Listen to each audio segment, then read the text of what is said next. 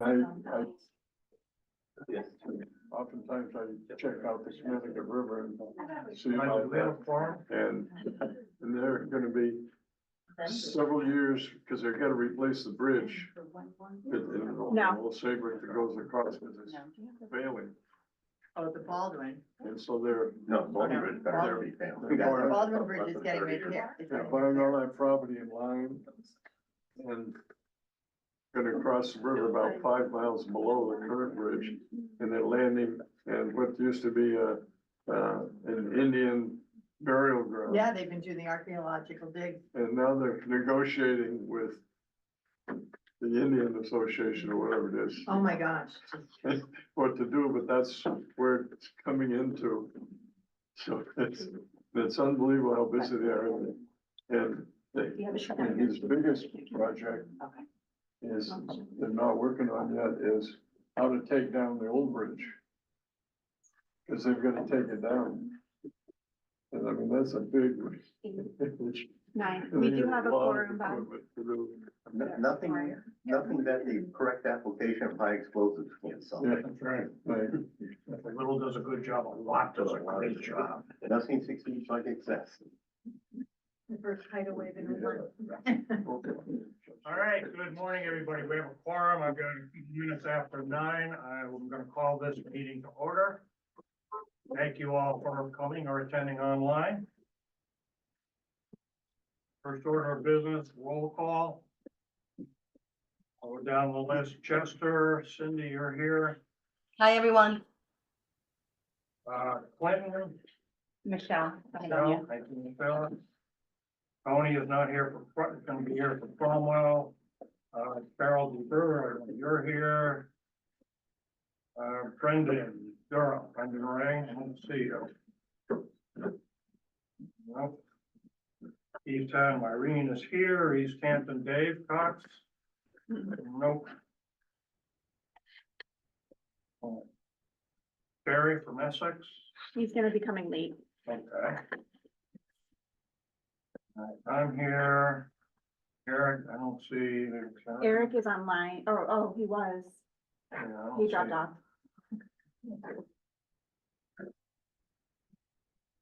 Lime is here. Middlefield, Jim, are you here on Garfield? All right, sorry. No. Jim, right, okay, nobody, Middlefield. Mayor Flourshine. Martha's here from Old Lyme. Carl, Old Saybrook. It's not expected, sorry. Ryan, so you're here. John Hall from Westbrook. Somebody from the MPO, Joe or Darlene? All right.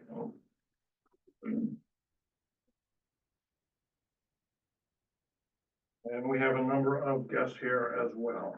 Anyone I missed on the roll call?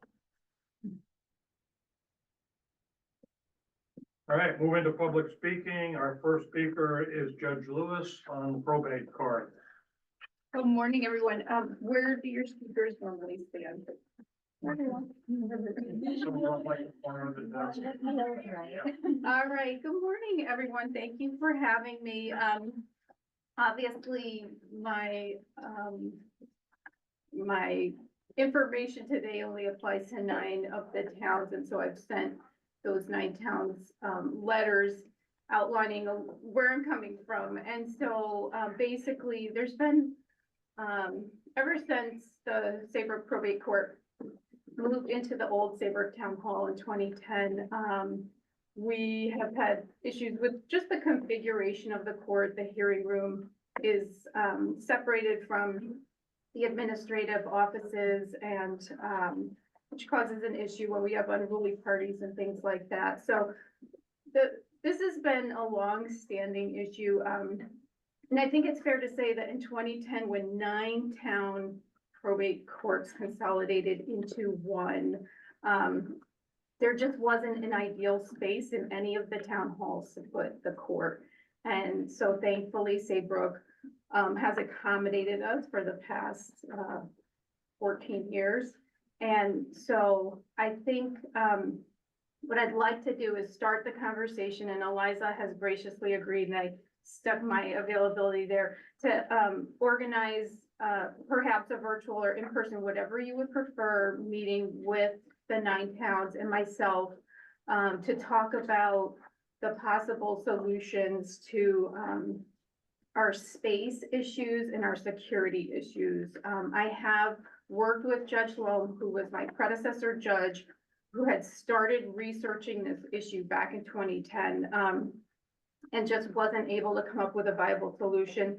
We have located a property in Essex. The landlord has provided a blueprint for a beautiful court, which meets all of our needs for space, for security, and I don't want to talk in detail about those things here, especially if this is recorded or there are minutes. But I would like to talk with you all offline and hopefully start moving forward. I just wanted to introduce the topic at this time, see if there are any questions. And the reason why we're ready to do this now is because when I became the judge in 2018, there were 8 4-drawer file cabinets stuffed full of original wills. We had microfilm, we had bound volumes from the 9 towns, and we've finally either destroyed or stored these documents where they need to be, and so it wouldn't be part of the move. That's all I wanted to be brief because you asked me. Yeah, sure, thank you. And I'm gonna send out a doodle poll with Judge Lewis's availability for the affected towns to try to get a meeting together, so I'll do that today. Okay, thank you. Thank you, everyone. Thank you, Judge. Thank you. All right, next on the list, Carol, I see you're on the online with us, Carol Compton, our regional election advisor. Good morning, everybody. You hear me okay? Yes. Yes. Okay. A very active time, as you can imagine right now, in your registrar's offices preparing for November. Just to keep you apprised of, you know, their education level of what's happening. There was a statewide conference last week. Many of them attended that. We have a county meeting today for our county, and people who could not attend the conference, there will be a recap at that meeting. Monday was a state call, part of the monthly state calls to review where everybody's at, and registrars and town clerks are both having these monthly calls. One favorable thing that came out of the mini session was that during early voting, your registrars can also serve as the moderator of the early voting polling spot.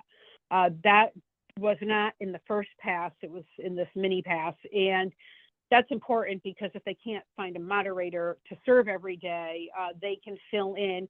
There's a little bit of small procedure. They both have to be in agreement with who's serving that day in the EV polling place and adjust their responsibilities accordingly. I believe there's a form they fill out for the state too, saying they're the moderator that day. But anyways, it is a favorable thing. And as time goes on, the state is getting a lot of input from the registrars and town clerks, and they're tweaking procedures. They're sending out revised manuals and revised question and answer FAQs. So it's definitely been helpful. The calls have been helpful. Lots of important deadlines coming up that we'll be going over with them, and they can refer to their calendars. There's quite a few that have towns are going to have a switchover of registrars, so new people in training. But October 4th, the absentee ballots become available, and October 18th is their cutoff for in-person voter registration. And then, of course, early voting is going to run October 21st to November 3rd, and they have all those hours. The state also is continuing to send them information of people who are willing to work at the polls, willing to be moderators. So if you're hearing about shortages, remind them they can refer to that list. Statewide, there's over 700 people on the list. Your towns can hire poll workers not from your town. So they have plenty of opportunity there to get help. And certainly I'm available to them and to you. So please let me know or email me anything I can help with. Thank you. All right, thank you, Carol. Any questions for Carol before we move on? I have one. My registrars went to the conference last week and they came back telling me, we've got scared to death. They said, what are we gonna do if someone throws a satchel charge into the room? I'm like, you're gonna die, you know? I mean, just absolutely craziness about security, that there are terrorists gonna be overrunning the polling places. And it wasn't just oh, this is a 1% chance. This is like, it's gonna happen. What do you tell these people? I mean, Well, we had heated discussions. Are you doing a real risk assessment of what the risk is? Because I don't think there are people throwing satchel charges into voting, into polling places. And So, that's literally a quote. yeah, unfortunately, the climate we're in, and it's not just our state, Homeland Security on a national level is preparing every state, every polling place.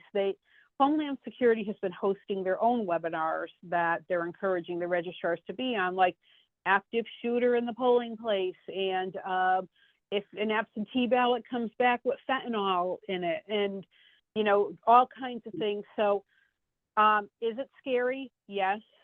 Do I think in our smaller towns we'll have big problems? No. But when you're at a conference and you've got, you know, like a Stanford, a Bridgeport, bigger places there, they're preparing everything for everybody. And yes, it is Yeah, scary. but risk and the best, assessment doesn't do one size fits all. That's not risk assessment. no, right. And the best thing a town can do is, with concerns, is just sit down before the election with your own police force, or your own, if you've got resident state trooper, and just kind of review the whole situation and make sure everybody's on the same page in an emergency. And that's probably your best bet. Okay. Hey, Carol, Ryan Curley here. Yeah. I got a quick question for you. Can you tell me what the minimum number of poll workers needed for early voting is? I'm hearing from the registrars, it's now 4 for the general, and I think it was 3 for early voting with the primary. Is it 4? And what is the breakup of those? Ryan, I do believe it's 4 because you need one of each party handling different situations. And then you need 2 for the curbside, correct? Yes. Okay, thank you. Okay. Carol, if I may, so can you clarify that, per Ryan's question? So 4 moderators total, and is that during early voting? And No, so on the moderator, and curbs? is one moderator. And then you need typically, and it really depends on the size of your town. There's some leeway there, but you need one of each party in whether it's early voting or election day, same day registration, handling the ballots. You need one of each party. And if you do curbside, you need one of each party. So, but the moderator is their own single person entity. They're like the manager of the polling place, of, you know, the polling location. But it's your workers who are teamed up in 2s, one of each party. Does that, I don't know if that helps or makes more sense. Yep, thank you. Okay. All right, anything else? Seeing none, thank you very much, Carol. Okay. And certainly if anyone thinks of anything, please shoot me an email. It's fine. Thank you. All right, next up on the list, I'm gonna go break and go into the congressional offices. Aaron from Senator Murphy. Hi, everyone. Can you guys hear me? Yes. Yes. Okay, cool. Okay, sorry. I want to make sure. Just a few quick updates here. So Senator Murphy recently released a new plan to build on success of the Long Island Sound Investment Plan that he originally published in 2016, which would help address the evolving set of challenges the Sound is facing. So this plan would include investments and policy goals to accelerate the deployment of renewable energy, improve coastal resiliency, support the blue economy, and increase access to and education about the beauty and importance of Long Island Sound. The plan was informed by feedback from environmental advocates, fishermen, oyster farmers, marine researchers, submarine manufacturers, and other stakeholders and Connecticut residents who rely on the sound for both work and recreation. So that's some exciting stuff. We're talking, millions and millions of dollars reinvesting back into the sound. So very excited about that. And I just wanted to kind of remind everyone about two grant opportunities that our office had sent out. So one is the $25 million that's available through the Department of Commerce's Good Jobs Challenges. So that deadline is September 27th. So if you need me to resend it to you, I'm happy to. And then there's also the Department of Transportation with the it was $600 million available for the Reconnecting Communities pilot program. And that deadline is Monday, September 30th. I can put those both in the chat if it makes it easier. But just wanted to remind everyone, as there's some, big sums of money that are available. And I encourage you guys to apply. And as always, please reach out to your congressional offices for letters of support for any federal grant that you're applying for. We're here to help. And then if you have any questions about congressional directed spending, we're kind of getting into that time of year where, I guess too, just a general update about the government where we're at. They passed a continuing resolution that would fund the government until I believe December 20th or 30th. Julia can correct me if I'm wrong. So just for everyone's awareness, that is not funding the government for the remainder of the fiscal year 2025. That is just keeping us afloat, keeping the government functioning and alive. So congressional directed spending awards all rely on Congress actually passing the fiscal year budget. So any questions throughout this time, don't hesitate to reach out to us. We're here to help. I know it's been a confusing and stressful 2 years for people trying to navigate all the stuff happening in Congress, but our office, Congressman Courtney's and Senator Blumenthal's, we're all here to help and, kind of provide information and help in any way we can. And then always as a plug to our constituent services team, any issues with Social Security, veterans, Medicare, immigration, all those things, our offices are always here to help. And please don't ever hesitate to reach out to us via email or give us a call. We want to help your constituents with anything that we can do. So yeah, I think that's all. I'm sorry. That was probably fast and a lot. So if you have any questions, I'll just put some stuff in the chat. Okay, thank you, Aaron. And hopefully Congress gives us all an early Christmas present and actually passes a budget by the 20th of December for the first time in however many years, rather than continuing resolutions. All right, moving on, Congressman Courtney's office, Julia. Good morning. I'll start with that, just since we're talking about it. So I feel like we did this we did do this probably like 6 months ago. The House of Representatives is voting today on a potential continuing resolution. Like Aaron said, it would go through December 20th. It would keep all programs flat funded at the fiscal 24 levels. So we would not see any new money available. This would just be kind of to get us through. I echo Bob's wish that maybe we'll have a budget within this actual calendar year. But, the world we live in, probably not. We can wish, but we'll keep you posted. Our office is working on preparing, updating our government shutdown resource guide for municipalities. Should we go into this? So you will see that from us if we need it. Hopefully we will not. Hopefully the House was supposed to be there all week, is done with votes tonight. So, that as of yesterday, so got to get that done tonight. Fingers crossed. Some better news, we, finally, about 2 weeks ago, broke ground on the Connecticut River Bridge replacement project, which has been a long time coming. And I know you guys have been watching very closely. Saw some of you there. And that will be wrapped up at a quick pace of like 2031. So we also, just a couple other things, the Census Bureau released their final 2020 census product, which is a supplemental demographic housing characteristics file. Really helpful for like a lot of like grant reporting and stuff. So I will be sending Eliza have a full rundown of some of the stuff, and I will link that in there. I was clicking through it last night, and there's a lot of cool stuff in there.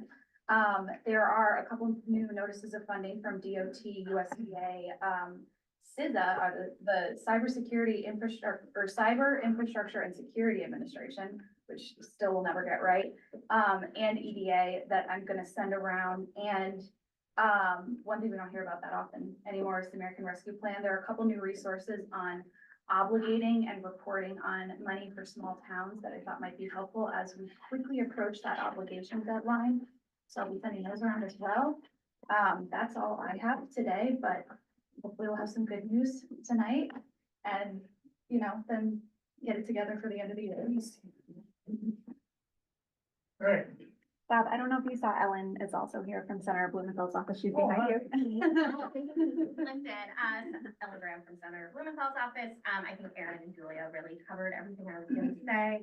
I will just add that the Senate is in recess for all of October because, there's nothing to do down in DC.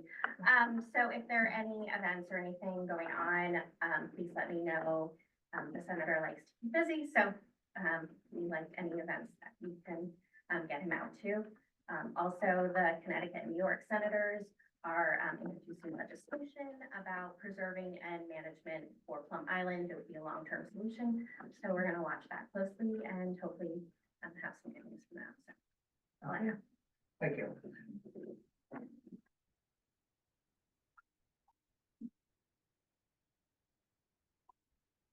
All right, moving on. We have 3 guests from Frontier Communication. David, Steve, and Joseph. I see you're all online. I don't know which one of you wants to take the ball first and make the presentation. It'll be me to get us started, and thank you for allowing us to visit with you guys today.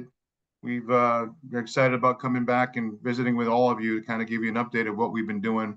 I know we've gone around the state and visited with many of you as we were building out our fiber deployment. So like I said, we'll just get this thing started. I'm going to try to share my screen and hopefully I can not screw it up too bad. And then, we'll have some time for some questions and answers and anything else we can do to help you guys. So let's see. We good to go? Not seeing it yet, Steve. I mean, Joe, sorry. How about now? Yes, sir. There it is. We good?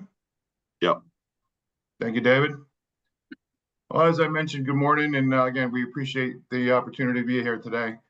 On the phone with us today is myself. I'm Joe Ferriola. I'm Director of Operations for the eastern part of Connecticut, which incorporates all of your towns. My counterpart, Steve Crotty, who's got the western side of the state of Connecticut, and Dave St. Martin, who is our Construction and Engineering Director for the entire state of Connecticut, and probably somebody some of you folks have already met over the course of the last few years. We're going to talk about our expansion and our fiber to the prem build and where we are currently. We'll just talk to you about single family residences and now our big push into multifamily dwellings as well. And the partnership that we're hoping to continue to build upon with each of you as far as cities and towns go, and working with you on your initiatives and your concerns. I think we've pretty much connected in the communications have gone out so that you can get us directly if you need anything from an emergency management standpoint. But certainly if there's any blanks or anything we've missed, we'll take this opportunity today to kind of reconnect those dots. As I mentioned, just went through the introductions. You'll get a list from all of us with our contacts at the end of the meeting. And we've got Bella on as well with us, and she can help you with that as well. So Dave, why don't you kick this off? Sure, we'll do. So again, to echo Joe's opening comments, thanks for allowing us to come in and speak with you folks this morning. We appreciate your time, so we'll try and keep it as brief as we can. Before I delve into this slide, though, I think at this point, Frontier has sent out the annual letters as far as contacts for our company. So if you've not gotten those, let me know. But I'm one of the contacts on that letter, so you've got my name and number now, so you can reach me 24/7 for any kind of issues related to construction. Typically, the big one is poles and wires, but anything else construction-wise, I'm your guy. I've got all the engineers and construction crews that can get things fixed. So to jump right in, we'd embarked on a new venture as we came out of bankruptcy, and our goal was to pass 10 million homes and small businesses by the end of 2025. We are currently in Connecticut, one of the primary states in that build. We have built over 1 million homes, past 1 million homes in Connecticut. In the last quarter that just completed, we did about 305,000 passings, so we're on track to do more and get to our 10 million by the end of next year. That's pretty much it here. Joe, next slide. So some of the features of our product and what we feel makes it superior to what cable TV may have is that our service is symmetrical. And what that means is the download speed and the upload speed are the same. So anybody that's on this call today, you're uploading your video feed. And, if you've got an inferior connection, what may happen is you can't upload your video because you don't have enough bandwidth to do so. Typically, some of the cable TV networks will offer, basically an upload speed that's about 10% of what their download advertised speed rate is. And that's just not the case for Frontier. If you're a customer buying a 1 gigabit service plan from us, you're going to get 1 gigabit download and upload. So it's very, very robust. And I will just say that, on Labor Day weekend, we just upgraded our service and we are now offering a 7 gigabit plan for anybody that's a high bandwidth user. So that's about as robust as you can get. And it comes with all the bells and whistles that you might need if you're using that much data. And again, because it's 100% fiber, it's reduced significantly, like almost down to zero, our maintenance concerns. So when I say passive, what I mean is there's no electronic component in the middle that requires electricity. So in the event of a major storm, if commercial power is down in a municipality, in 100% of the town, at our central office, at our switching locations, we've got a backup generation set up at all of our offices. And, living in Connecticut, most, if not all, or certainly many consumers have a backup generator at their house. So in a total power outage situation, if you've got a backup generator at your house and our COs are backed up with power, as long as the fiber is not cut, that service will continue to run, even though commercial power is completely down. So that's a huge benefit. And there's no generators needing to be deployed at our VRADs on poles and stuff like that. So, and because it's fiber, it's not susceptible to water or anything like that. So the maintenance on this is significantly less. Additionally, like as I just stated, right, we upgraded to 7 gigabits. This network is future proof in that as technological advances increase, speeds will go up. We will not have to rebuild this network. What may need to happen is we may need to change out the customer's end equipment, or we may have to upgrade our equipment in the CO, but there should be no major construction upgrades with this, because fiber is kind of unlimited as to its bandwidth and capacities. So that's pretty much why we've converted to an all fiber network. Next slide, Steve. Joe. So some of the benefits are a higher quality of life, right? We saw that in COVID with healthcare, kind of everything being shut down. Patients still needed to see their physician. So one of the quick ways they did that was telehealth. And telehealth is basically a Zoom call with your doctor. So our enhanced fiber network is ideal for that scenario. There's also remote learning. All of that is superior with our network. So that's definitely a win. Increased economic vitality, basically any town that has MDUs or properties that are empty, generally what we're seeing now is that, as people are looking to rent properties, they're going to compare features of all different properties that they're looking at. And right now, I would say that, superior broadband is probably number 2 on the list, right below electricity. So given 2 comparable properties, if one has superior broadband, that probably will win out over one that doesn't. So, as we continue to expand our network, I'll talk a little bit here about MDUs in a minute. As MDUs get built out, that'll certainly increase the occupancy rate. And then so for you folks as municipal leaders, as the occupancy rate increases, that basically increases your tax base, because now, property owners have significantly more availability to pay their tax bills because their properties are fully occupied. Next slide, Joe. Yes, I just want to piggyback on that a little bit, Dave, because I remember going around and talking to a lot of the municipal leaders, and one of it was, what can you do in our downtowns? You know, the economic vitality of your downtowns and having robust internet for your businesses was important. When we built this product, we started from the center of our towns out. So our central offices, our offices, Dave referred to COs, is where the basis of our fiber build starts from, and really goes right through your downtowns as a matter of course. So as you folks are looking for opportunities, we've passed those opportunities for you. We have connectivity in the areas where you asked us to have it. Areas of communities that were typically underserved in the past are also being served by us because, again, we tried to reach as many people as we possibly could. So with that, I just want to continue to add that. But if there's something that you folks have got some interest in, please feel free to reach out to us and we'll discuss it with you all. All right, my turn, Dave. Okay. See that? Nice segue. So one of the things that we listened to the state and you folks was, A, we needed to make sure that we got the communities that were typically underserved, and B, it needed to be affordable. So our base offering of our Frontier Fiber is 200 megabytes up and down, and that's at a regular price of $29.99.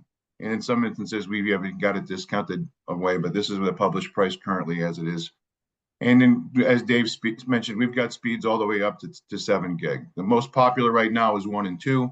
And again, that's affordable. So we found that for the most part, when we work against our competition and we basically are providing a fiber customer fiber service, we're able to provide them an outstanding customer experience, better service, and also save them a few bucks. So with that, you'll continue to see that. We've got bundled services. We've got a video offering that goes along with a partnership with YouTube TV. We've got security features that we work with. So at the end of the day, there's a comprehensive list of services. Certainly telephone service is still available through our voice over IP protocol. So customers, especially older ones that want to keep a phone in the house, still have that option to do so. So at the end of the day, we do have a robust offering and pretty much satisfy everything anybody might be looking for as far as their experience. So Joe, let me just chime in a little there, right? So, we talked about our superior product, but really what it all comes down to is dollars and cents. And what we repeatedly hear from customers that converted from a traditional cable TV offering is that they're cutting their bill sometimes significantly less than half with the streaming product and the broadband. I could speak for myself. I had a cable TV offering and my broadband, I was paying about $275 every month. And when I cut the cord and went to the Frontier streaming product, I cut that bill down to about 110. And that is a very typical scenario. And that's obviously, I get an employee discount. That's not even factoring that in. So just as a routine customer, that's typical of what we're seeing. So there's a financial benefit to folks to switch as well. Okay. Dave, back to you. Yes, sir. So, as I already spoke, we passed over 1 million customer locations in Connecticut. So to level set here, our brownfield build that we're talking about is really a single family, single business build. And our definition of that is 4 addresses or less in a single building. If it's 5 or more, we consider that an MDU, and we'll talk about MDUs here in a minute. But so far in 2024, we've passed about 7,500 customer locations on towns in your region. We've also got plans for another 7,800 or so customer locations, and that's through the remainder of 2024 and 2025. So we're continuing to build, and we're going to continue to build right through 2025 when we believe that the majority of our primary build and our contribution towards our 10 million within Frontier will be completed. What will remain, however, is multi-dwelling units, right? So we're looking to partner with municipalities as it relates to MDUs.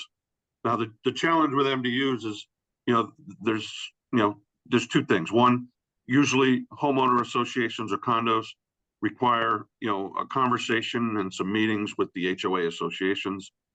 As it relates to like apartment buildings, those ownership groups are, they want to know what's being done in their properties. So on the private sector, we're currently going down the path of working MDUs. They just take a little longer. So, we got to do a site visit. We got to secure permission. We've got to provide the plan of what we'll be doing to that particular property, to the ownership group. And then once all of that is done, assuming we meet our financial piece of it, generally what we're doing is we're building these out with no contribution from the property owners. So again, just like our brownfield build, it's a win for the owners because they get to upgrade their property with no cost to them. So that's a win. Now, also, every town on this call probably has some kind of housing authority. Now, I know housing authorities are usually or sometimes unique entities within the town, and they've got funding sources. So ideally, what we can do is we can do marketing agreements. I understand that municipalities generally can't do that because they're already receiving federal and state funding for those, but we certainly would welcome an opportunity to come in and scope out any housing authority property you may have and do a cost estimate and tell you whether we can build it or not. What we've done as we've passed our homes in the brownfield build, when we came upon an MDU, we generally left a coil of fiber so that we can come back and serve those MDUs in a much more efficient and cost-effective manner. So, if any of you towns are interested in that, you could reach out to me and give me the name of who your housing authority person would be. And we could certainly talk with them about partnering and going systematically into properties that you might want to serve. I mean, typically they're, senior housing or low income housing. And we can accommodate all of those. We're working with a number of towns today in that arena. We're doing a lot of properties for New Haven. We've been talking with Hartford. And so we certainly want to do more with towns on this call as well. So one of the things is once we've had the opportunity to review the property, and let's say we come to an agreement where we do build it, is that we'll put a property management team in place as well to support the residents and the property managers. So this way here that there's a on the ground presence to work with the tenants and the property managers to make sure that they're getting what they need from Frontier. So it's just not, we give you an 800 number and say good luck, but we'll actually have committed people on the ground building relationships and caring for those customers and caring for those properties. All right. Next slide, but I think we covered it already. Yeah, so this is the MDU. So we've got a fairly detailed process to manage this. So, again, for the folks on this call, as you manage your towns, if you are interested, work with your housing authority folks and reach out to Joe or Ryan. We'd be more than willing to set up initial site visits or initial kickoff meeting to talk through what we would need to do. We're more than willing to do that. Do you want to talk about the timing, Dave, in terms of how we get through that? Yeah, so generally, beginning to end, somewhere in the, 3 to 4 month range total. But, initially what we want to do is do the initial pre-scope out phase within about a month. So from, we're generally going to ask folks to sign a premise access license agreement, which is, at a high level, nothing more than a permission slip. It allows us to come in and scope out the property. It does not give us permission to build anything until the owner of that property signs off on it, but it allows us to come in, look at it, see what is required to facilitate a build to that property, and then we will present that to the ownership group. And if they're good with it, then we can proceed to the design phase and then the construction phase. No two properties are the same, so each one is unique. So each design will require a slightly different scenario and process. So we'll work each one individually and, we'll see where it takes us. But again, the key point here is that, majority of these so far, no MDU owner has had to, foot any of the financial costs to build them. We've done that entirely with Frontier funding. So that's a plus for the owners for sure. Sam, you had a All right. question? Gentlemen, Yes, that was my question about the cost to the property owner, and when the pricing, but, I don't know how much more you have in your presentation, but we have a pretty full agenda. That's pretty That's- much it, Sam. You're right on Okay. target. All right, thank you. So, what we do is So- we'll take this opportunity for some questions if you all have some. So to answer that last question though, right? Frontier is obviously a business and we're in business to make money. So obviously the pricing needs to meet our financial threshold. But if it does, there's not going to be any, involvement financially from the property owner. And I guess one other follow-up question. There was some news about Verizon potentially buying Frontier. Is there any further news on that? And Yeah, how, I mean, and would that nothing have more any than what's effect on this announced. program? Okay, And nothing more that was announced. okay. Like I said, we've got our leadership team here for you guys. Dave is the construction and engineering side. I'm the operations person that would handle pretty much constituent issues and any issues that would come across your desks. You can certainly reach out to me. And then Steve has the other side of the state.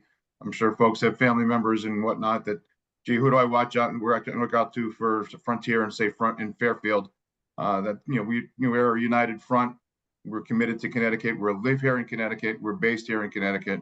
And we'll continue to serve you guys. And we appreciate the opportunity to sit down and talk to you all a little bit and be here to serve you. So with that, if there's any other questions, we're happy to answer them. I know you've got an agenda, Sam, so we won't hold you guys up. All right, thank you, gentlemen.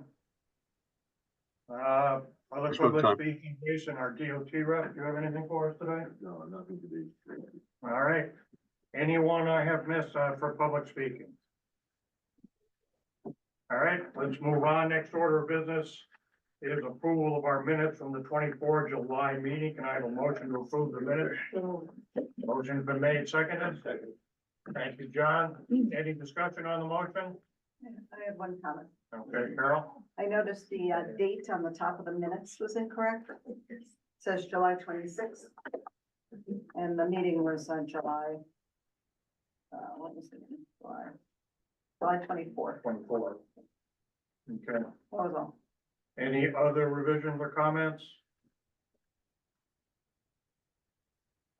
Irene, can you amend your motion to approve the minutes as amended with the date correction? happy to do that. So moved. Thank you very much. John, still seconded?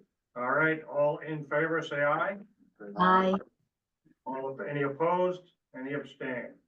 Carries unanimously. Thank you. Next one, Rob, you're up. Tip amendments? Yeah, sure. Do we want to do it the way we typically do, where we do a motion for each project number rather than each line item? Or? That works for me unless anyone objects. Okay. Well, first of all, I don't know if anyone had noticed, this is a tip amendment for the 25 tip number 1. So we have moved off the 21 to 24 tip and are now working on the 25 to 28 tip. That's kind of what has kind of the reason for the first 3 of these amendments.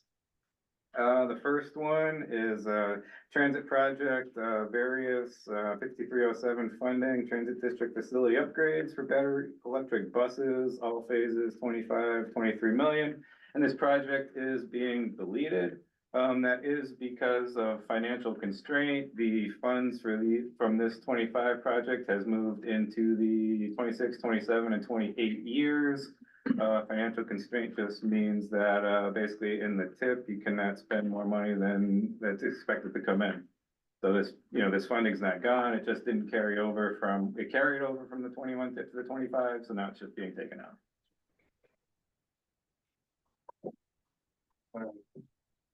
Questions is that one project individual? Yes. All right, I have a motion to make that amendment as presented. Oh. Thank you, Irene. Okay. All right, all in favor? Ask a question. Aye. Were there specific Sorry. locations mentioned? No, it was just various. I think it's pretty much all the transit districts around the state. So my only concern there is that we are all now mandated to buy electric vehicles. And without facility upgrades, we can't do that.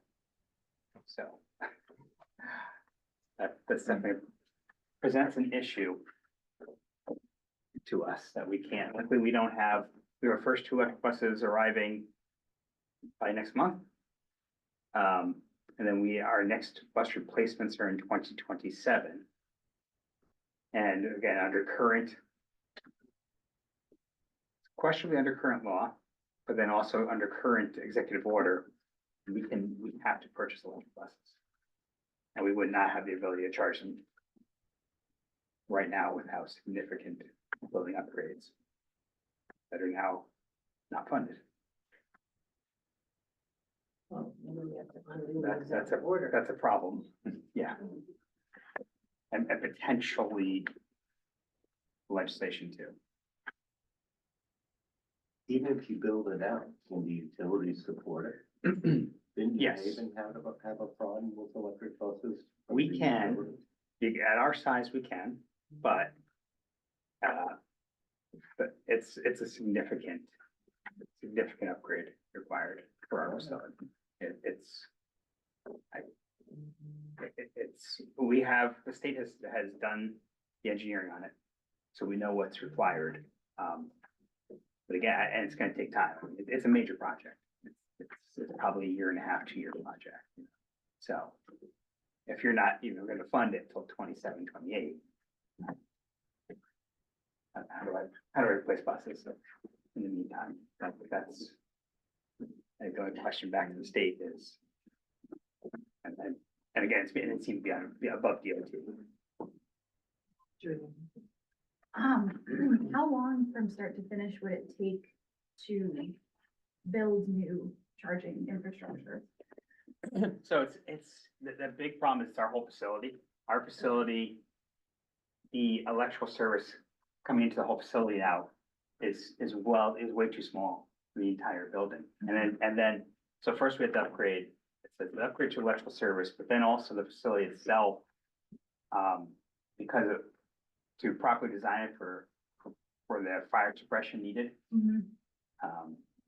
is probably the biggest cost to it. So it's beyond even just putting in chargers. For this pilot project of 2 buses, we had to put in 50 kilowatt chargers because that's all that we couldn't even handle that at our current facility. We have to use the property that we own across the street, and we had to build out that site for the temporary charging location.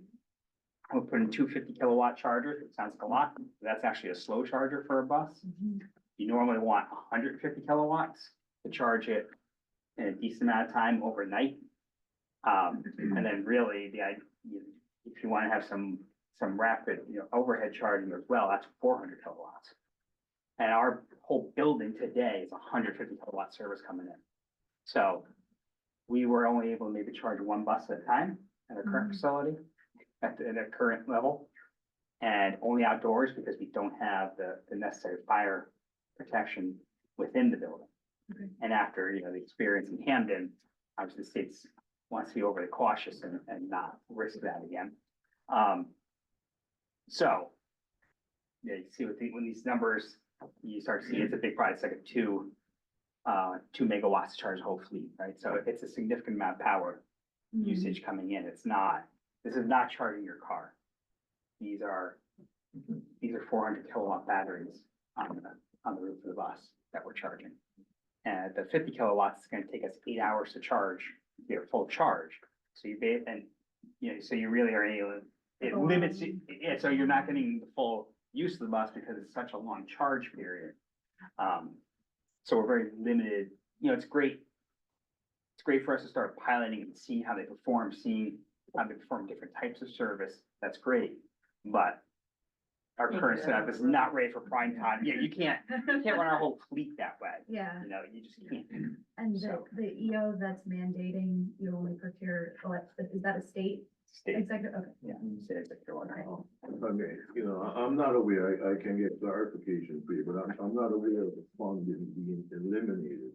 I know the project is being needed for a particular year on the funding is being moved out to future years. Right. But what I could do is, work with staff here to get, information from the project. Yeah, that'd be great. That's my understanding too, I'm not aware from the funding. being but eliminated. if we're supposed to get delivery of vehicles in 27 that are electric, and we don't fund it until 27, we're probably 2 years out between, we're doing a preliminary design, between final design, and it's really not yet. A lot of stuff isn't even preliminary design level, it's really conceptual. Yeah, by the time we design out and go to construction, we're probably another 2 years from receipt of funding. So if we get funded in 26 or 27, we aren't gonna see that actually ready till 28, 29, 30. And the mandate went into effect January 1st of 2024, that we can only buy electric buses under executive order. So that's the problem, is even to keep moving it at this point is an issue. And again, I know this is not this is above DOT level thing, but the reality is that we're financially constrained, and we are, then we need to look at that executive order and say, is this really feasible at the moment? Well, we understand the goal and appreciate the goal. We also have to be able to put service on the road every day. Bob, it looks like, Eric Couture has a message for the discussion. He says, was this tip originally federal or state funding, and is there IRA or other federal funding our congressional reps could use to fill this gap? Since the lack of charging seems to be an issue across the electrification build out. Yeah, there is, there's always the question of, does the transit district or any other potential applicant have the capacity to pursue and manage the funds? We're direct recipients, so we Yeah. do, but state's been going after like no money for other Yes, things. well, right, and that's the And other, so, yeah, I think it's just a matter of, yeah, there's just not enough funding to do it all at once. Yeah. Is the real issue. It's, we're trying to electrify the whole state fleet now, which means upgrading every facility now. yeah, And ours is a significant investment, but when you look at like a Hartford or a New Haven, I mean, those are, I want to say they said like, I think they said like, yeah, I don't want to quote, but they're such massive projects that, you're talking even more funding to do it. yeah, And so I think it's just a matter of, What we're the trying to do so much yeah. at once, and it's more than the funding that's out there. There is a program, I believe it's through, FHWA, the Charging and Fueling Infrastructure Program, that is discretionary, and, both MPOs and transit districts are eligible Right. to directly apply. I can follow Yeah. up with you and send you that. It's in between the cycles right now. I believe it's a infrastructure law originated program. I don't think we've seen, I know we haven't seen any money come into Eastern Connecticut. I don't believe there's been any in the state yet, but that might be just something to look at and see if it fits, yeah. Yeah, you definitely look at, and our challenge those to look at with the state, make sure that we're all on the same page and not eating, especially if there's a match, they have to provide it. Right. We don't Well, have any, we have no way of raising a match, so we always Yeah. need the state to provide our match. too. Yeah. That's always the other issue. And also that the award size available would even be worth you, yeah. Yeah. Yeah, yep. So, sorry. Sorry for the big discussion, but that is it stays. Yeah, to go Kurt back to told Eric's, us that we're moving this stuff out, and obviously it's been a hot topic for all of us in our businesses. Is how are we going to operate service if we don't have all the resources available to make that happen? yeah, and to go back to Eric's question, it's a 80-20 federal state split, so.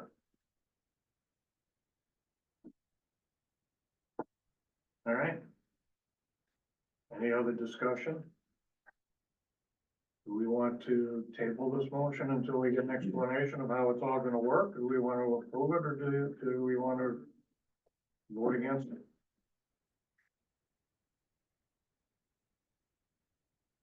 I don't know, voting against it is going to matter one way or the other.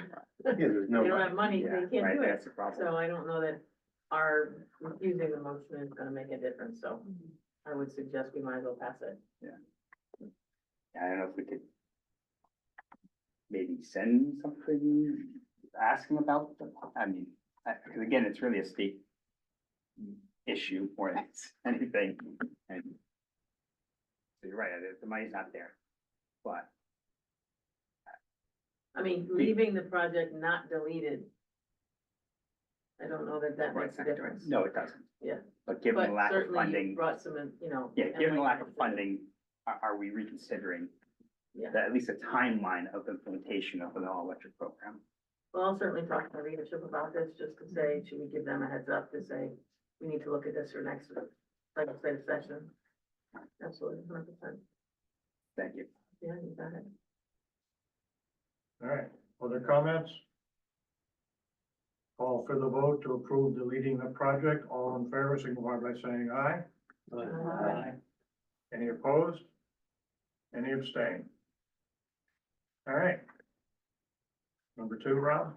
Sure, okay, yeah, before we, begin, the next group, many of the, I think all the next, three project numbers are all advanced construction. We've talked about that before. Advanced construction is a funding mechanism approved by, federal highway where projects can move forward, without the federal funding in place. And then later, once the funding is in place, that can happen later that year or, the following year. So that's why you see a zero, like early in the season, and then, the actual project number comes in later. There's two line items here. It's project 170-534 or 172-534. That's actually a typo. That was the number on the agenda, but the number that was in the spreadsheet is 172-524, which is the correct number. This is a CRPA project, replace highway illumination at various locations. There's an AC entry in 25. And a construction entry in 25 for $5.6 million. This project was actually approved in January 24 for the 21 tip, and again, did not move into the 25 tip. So that's all we're doing, is just moving this from one tip to the other. I think we had talked about it before, back when we actually did the amendment, and I think Route 154 and Old Line, or in Old Saybrook was one of the locations, as well as I-95, Route 1, Route 2, Route 6, and a few other routes.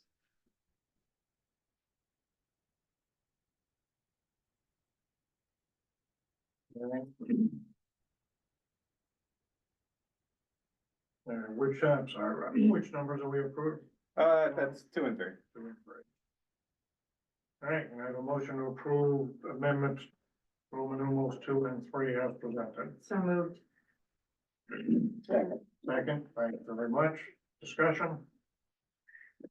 Are we replacing it because we're going to better lighting? I mean, more ecological friendly? Yeah, that's what it is. If you look at the project number, it's CRPA, which is the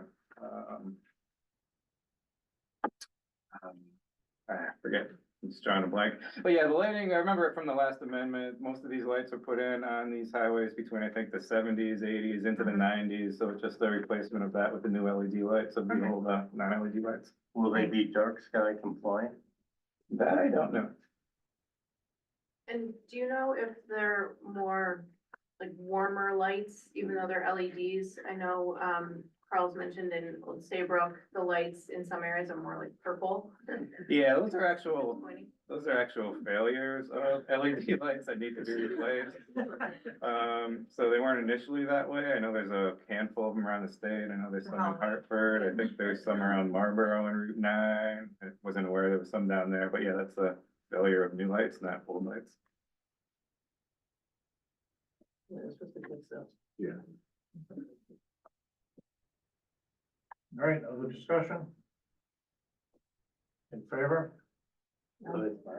Opposed? Abstained. All right, thank you. All right, Rob, next. Sure, the next is similar. It's a statewide project, an I-91, project number 170-5041, STPA, concrete sealer program for NBI bridges. There's an AC entry in 25 and a construction entry in 25 for $625,000.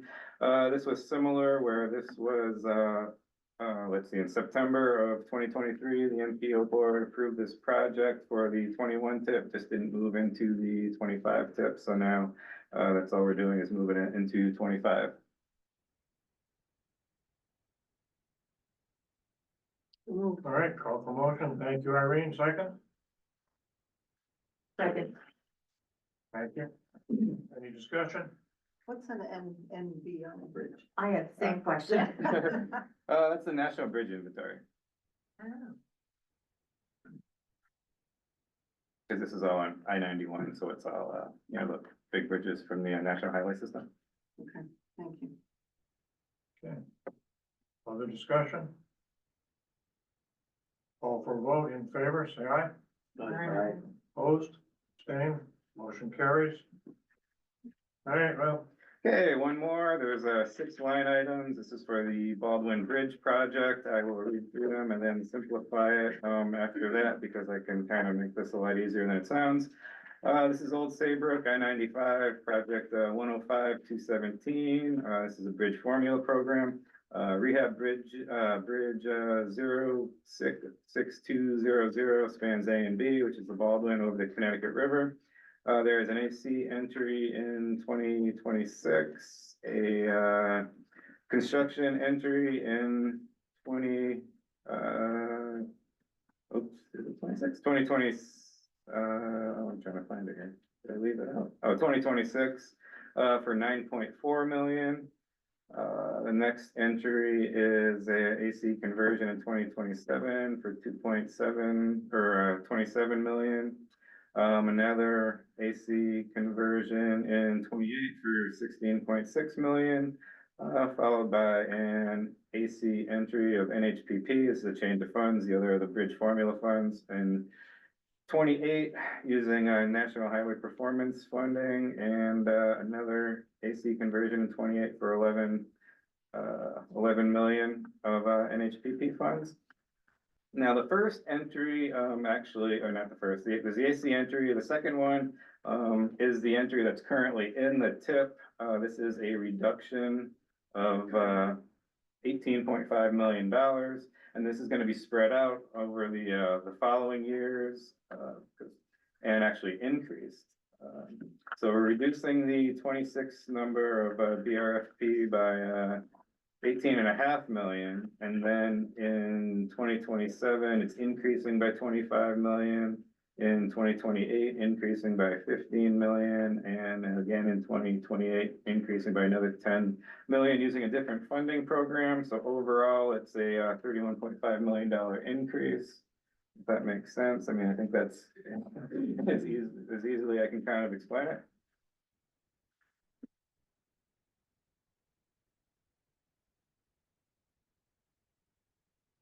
all right. Call for motion to approve the amendment. Make a motion. Thank you very much, Carol. Thank you, Dave, for a second. Any discussion? So we just had that joint meeting between Old Saybrook and Old Lyme, and hosted it, and they came down and discussed this program. So it is very interesting of how they're going to go about it, and supposedly not interrupt travel, which I'll be interested to see. But they were kind enough to come and do a dual meeting between Old Saybrook and Old Lyme. And we hosted it at Town Meeting Hall, and they also did a virtual component to it. So there were people with questions, and big project. Yeah, the presentation's on DOT's YouTube site if people want to see it. I couldn't make it there, but I mean, basically the project's to keep the bridge in a state of good repair. I mean, it's not in terrible shape, but by doing these repairs now, it'll just prolong the life for the future and instead of having much considerably larger repairs later on. Just out of curiosity, will the East Santa Bridge project be done before they start this project? Yes, it will. Okay. No, we should be done no later than February. This coming year. So I think most of it will be done by December. We're getting the folks. We have rotaries over in Haddam, to worry about. Yeah. Next fall, supposedly those will wrap up, so. They're going pretty fast on those. So back to this, Old Saybrook one, does this mean that construction will be ongoing for 3 years? Starting in 26? Yeah, probably a little while. I said I wasn't at the public meeting, but it would be in there. I think it's gonna be a little while. I think it says they're not starting until 27, Okay. because they want to wrap up. This one starts, and then they're doing, I think after that, they'll attack 71 and 72, and that comes in next. Yep. So.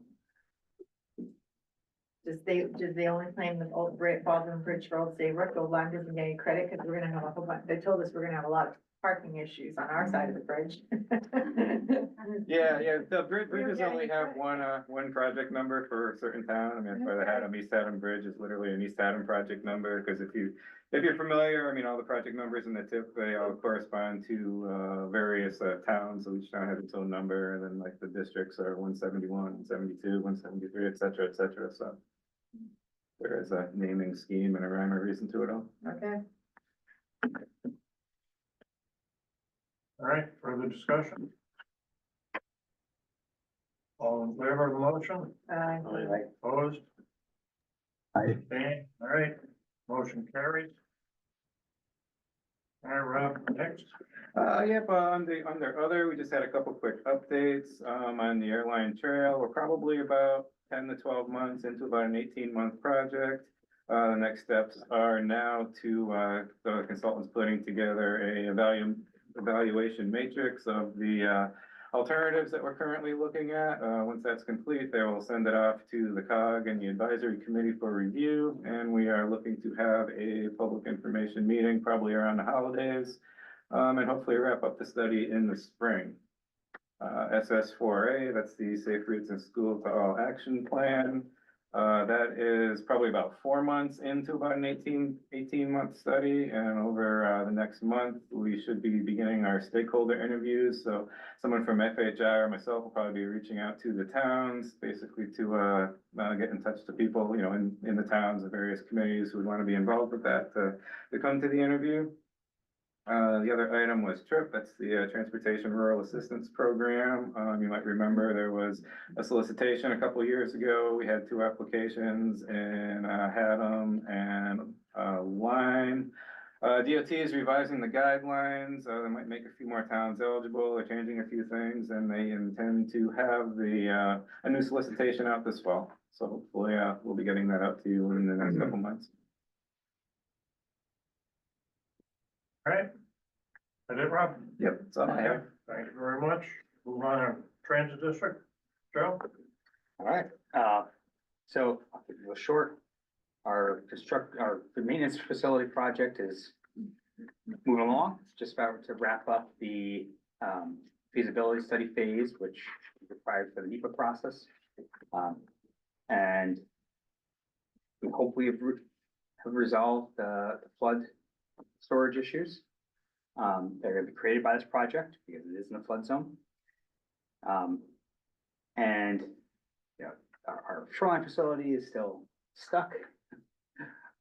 So we are looking with DOT, we're looking at some other options there, and keep that project moving along. The terminal project, we have a safety audit coming up, try to make that safer today.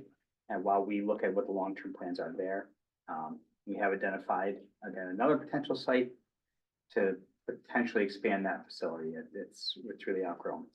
Our biggest project right now that we're working on, and we talked about all the expansion we had this year, which is great. Services, most of them are doing quite well. Especially Sundays are really doing well. They're already up around where Saturdays are, so it shows there really was a need for Sunday service. But the big thing going in right now is our pilot project of Tap and Ride.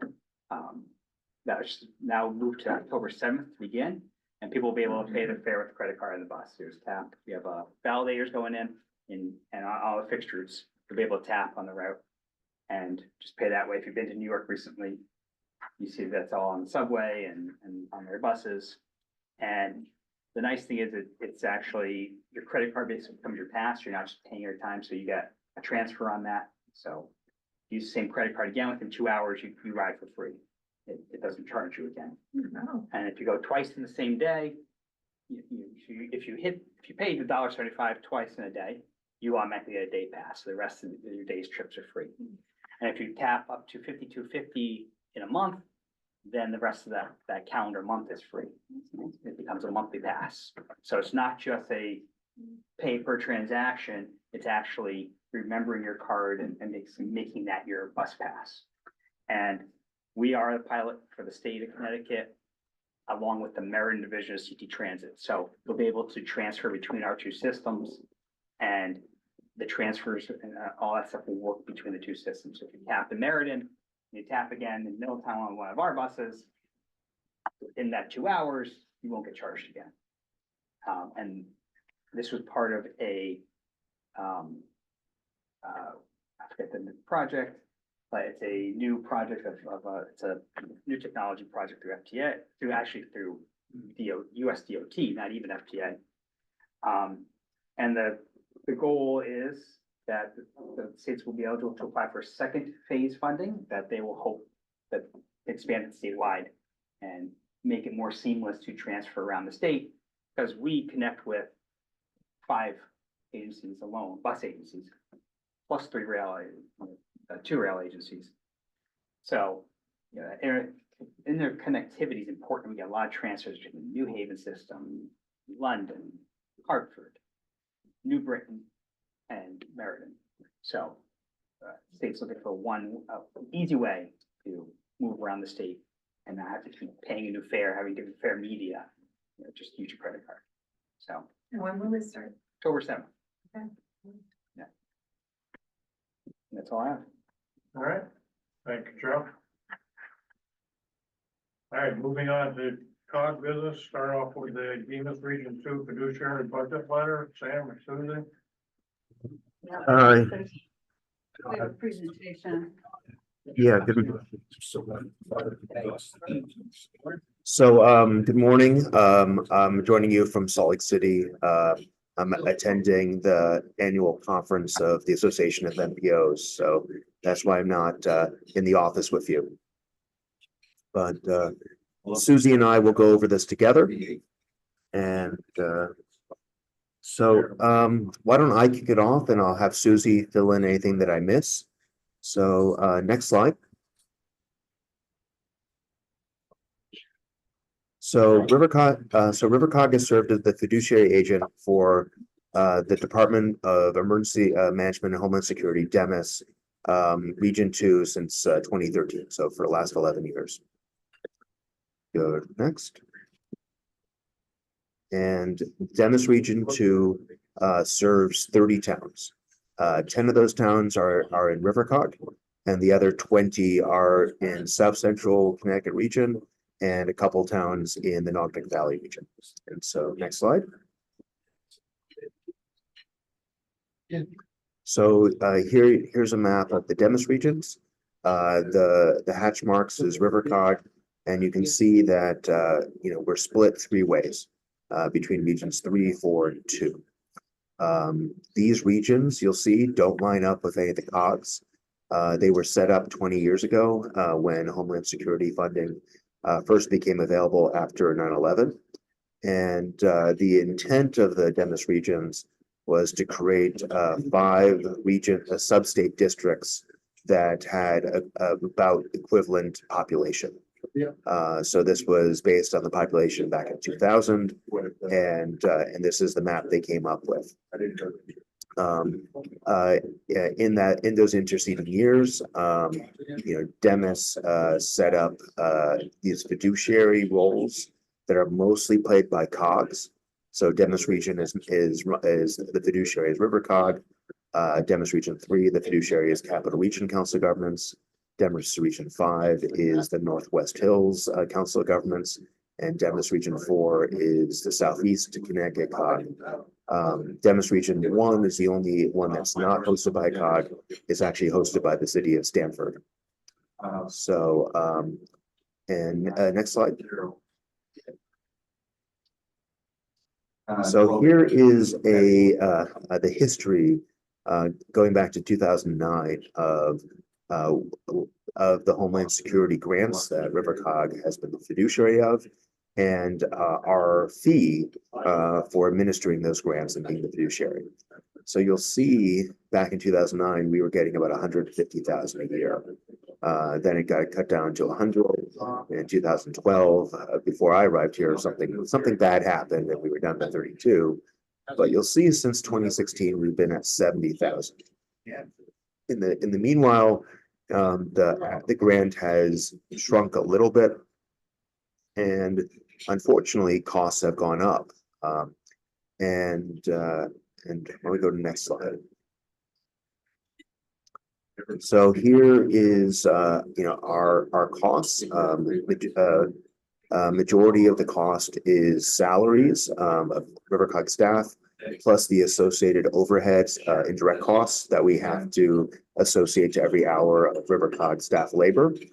And you'll see that in certain years, we've been exceeding $70,000. So in fiscal year 21, fiscal year 22, fiscal year 23, it looks like in this most recent completed fiscal year, we were only just almost $1,000 over, but we've lately been going over the $70,000 in the administrative payment that we get from the grant. Next slide. So the problem is that if we're only getting $70,000, yet it's costing us more than $70,000 to be the fiduciary, you end up with a problem. The problem is that any overage in this project gets paid, ends up having to be paid out of local dues. Since only 10 of our towns are in Demis Region 2, and the other 7 are in other Demis regions, and the 20 other Demis Region 2 towns are not members of RiverCOG, what's happening is that overage is disproportionately being levied on RiverCOG towns. It comes out of municipal dues that could be used for other things. And in essence, RiverCOG's towns are subsidizing this sub-state district. We have gone to Demis. We've asked for a modest increase to 75,000 for our next grant. They have told us that they are unwilling to raise it to 75,000. And so we've been having discussions with Demis to come up with a way forward. It's really a question of equity. If we're doing work for their sub-state district and they're covering the costs, that's fine. But if it's requiring an annual subsidy from our municipal dues, and there's not alignment between the geography of those paying for that subsidy versus who's getting the services, and you have majority of the towns in the Demis region, none of their dues that they send to, let's say, the South Central region and Norfolk Valley are going towards the subsidy. You need to come up with a different solution. And in discussion with the executive committee, Susie has drafted a letter.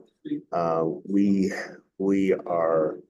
I think the way forward is putting them on notice that our towns don't think this is fair. But we want to work to come up with a solution. And I think there's a number of things that can be done. I think first of all, let's streamline some of the paperwork and other work that there hasn't really been any sort of revision of in the last 20 years.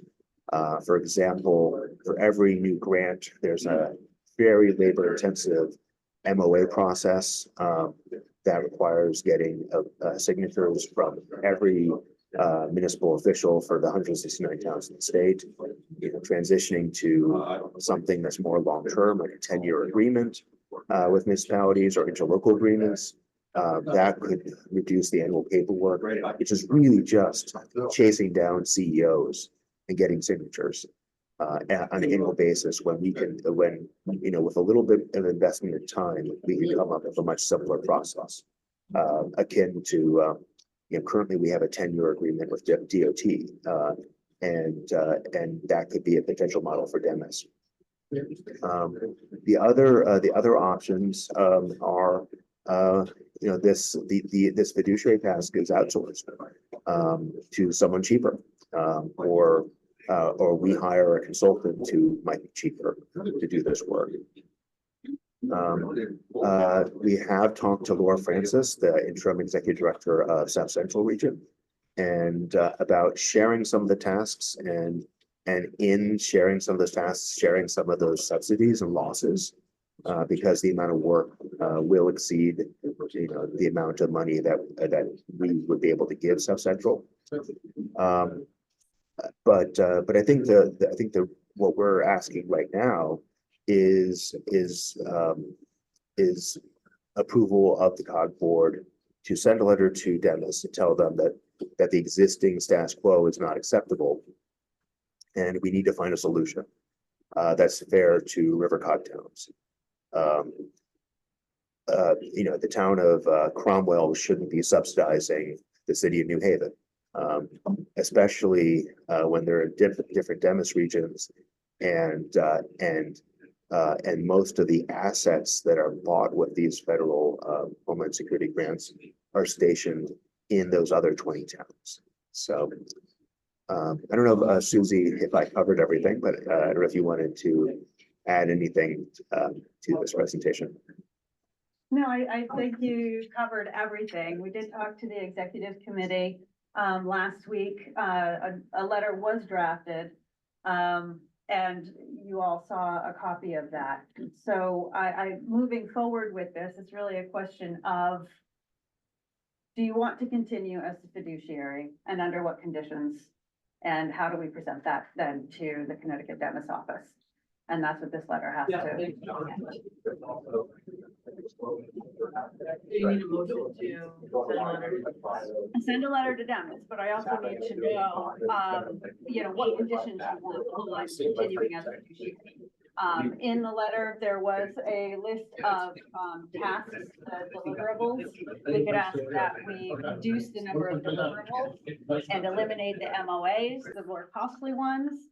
The deliverables that were included in the letter that's sent out to you, that draft, reduces those deliverables to those tasks that are more related to the purchasing function that the fiduciary performs. Some of the other deliverables are not related to that task at all. And one of the problem with the deliverables is that none of those deliverables really take into account the amount of time it takes to actually perform the purchasing tasks. So the deliverables don't match the services being provided. Do you feel like you can do the work that needs to be done for that 70,000, how you outlined it? I think it'll be close, definitely closer. We did pretty well last year. We've become more efficient. There are deliverables from past years that I'm concerned are going to cost us more in the coming year. I think we're going to have to provide another subsidy. If the current rate holds in the amount of time that I'm putting into this, and Paul is putting into this, and Janice is putting into this, we'll be subsidizing about $11,000 in the next year. One of the other things we have to consider too is that we already have contracts that we've signed for the 2022 grant and the 2023 grant. So those grants would have to be seen through to their end. The 2023 grant will end on April 30th, 2026. But there's another grant coming up, and RiverCOG is not bound to sign that contract if you prefer not to be providing those services. So it's a question of cost versus benefit. This is an important program. I have to say that all the towns do benefit from it. I've learned a lot being the fiduciary agent and working with them, and really respect what it's done. It's really come down to a question of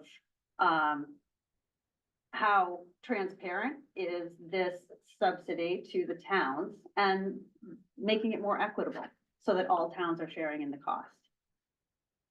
Can you do both?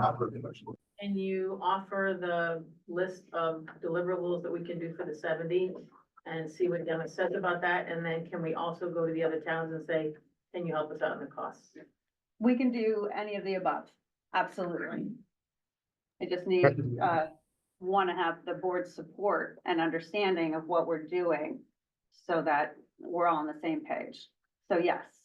So if we were to do, that, send this letter, then go to the other towns and ask to help for the balance of this grant, and then going into the new grant, then we have a conversation with all the towns and say, going forward, if we wanted to do this new grant, we've got to do it differently than what we've done in the past.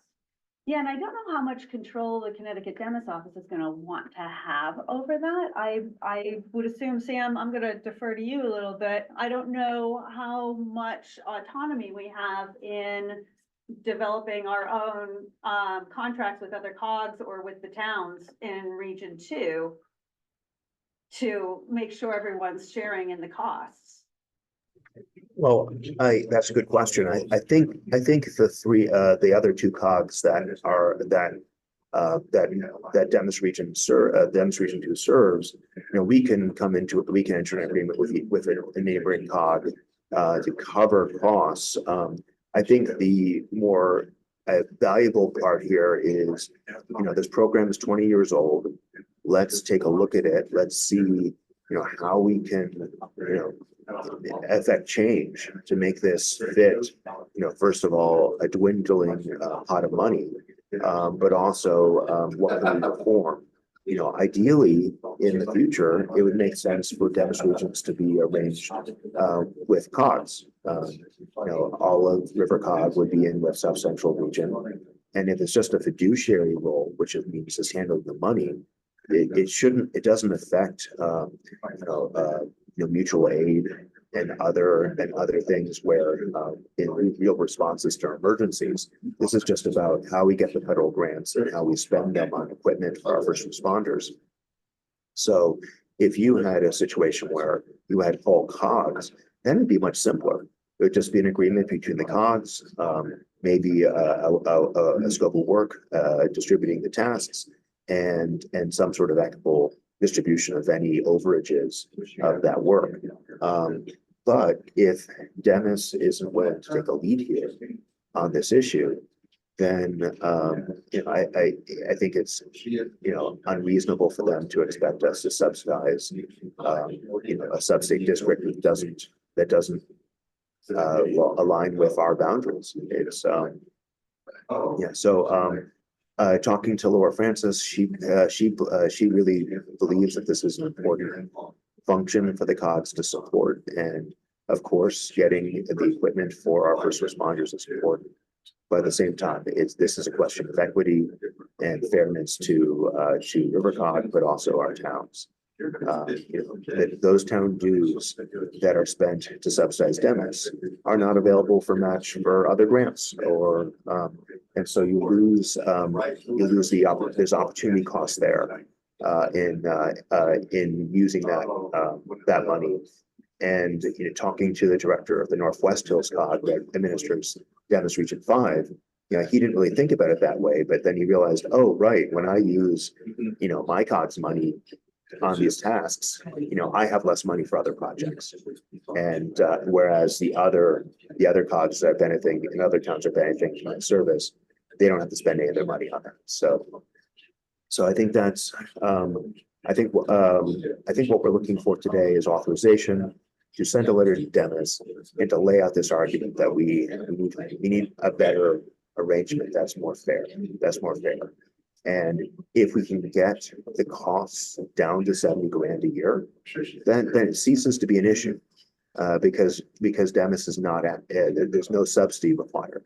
But if they're requiring us to subsidize a larger region, I think that's an issue. I see a comment from Eric. Yes. So this has been raised with Brenda Bergeron, who is who is the deputy commissioner that we are working with. She does not support rearranging Dennis regions along the COG boundaries. She had a role, she's an attorney, and she had a role in the original gubernatorial support for this change for federal recognition of the state's planning regions as county equivalents. And she made it very clear at the meeting that the intent of that designation through the census was not for programs like this. I believe that that's a natural evolution of the planning region and county equivalency, is that we could be able to use this as a legitimate building block. I think there was an objection that, you wouldn't then have equal population in the Dennis regions, but it's been 20 years, so the populations have changed differently in the 5 different Dennis regions anyway. So the populations aren't equal today. And if there has to be some prorating of grants based on population, based on per capita, so be it. I don't think that would be a huge issue. That's how most federal grants are distributed in Connecticut, let's say for DOT. So I think that's a longer term goal that Eric has put up there. And also thank you for joining us from Europe. We appreciate that. I do think that that's a secondary discussion. I think going to that next step of asking for the redesignation of the Dennis regions is, I think, a longer term goal discussion, but it's not going to get us any traction with at least with Brenda.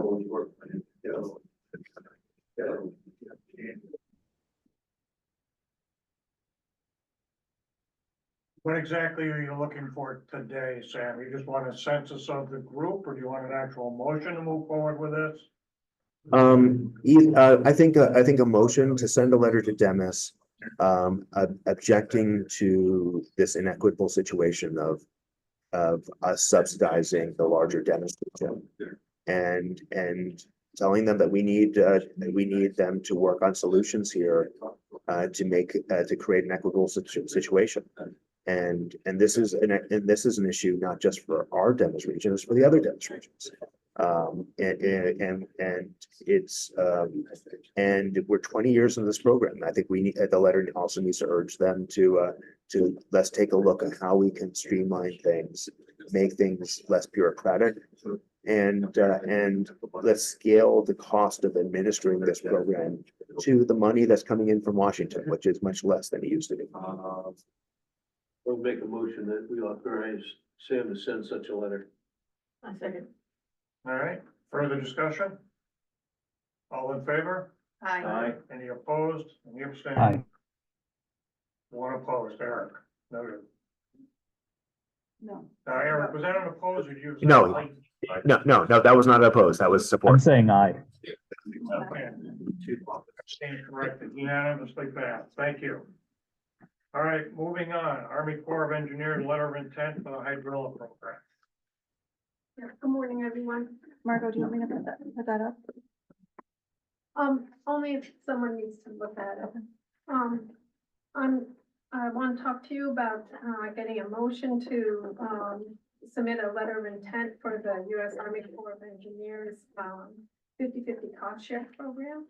The program is a voluntary 50/50 reimbursable cost share. This is for invasive species, aquatic invasive species control.